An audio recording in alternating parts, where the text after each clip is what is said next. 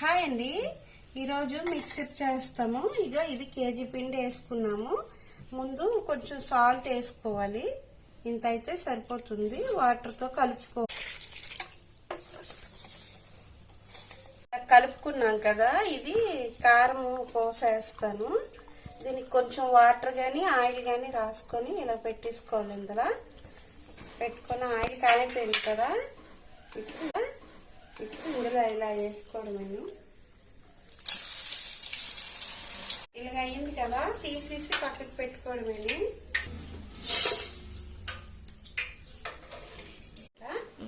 ఇగో ఇది కారం పోస అయిపోయింది.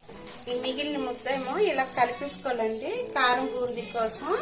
ఇది ఇప్పుడు వేసుకుంటూ ఉంటది కదండి, ఇలాగ అమ్ముతుంటారు మార్కెట్ లో. మనం ఇలాగ వేసుకోవాలి. కారం బూందీకి ఈ కలర్ అయితే సరిపోతుంది. మొక్కజొన్న తాలింపు అండి. ఇవి కూడా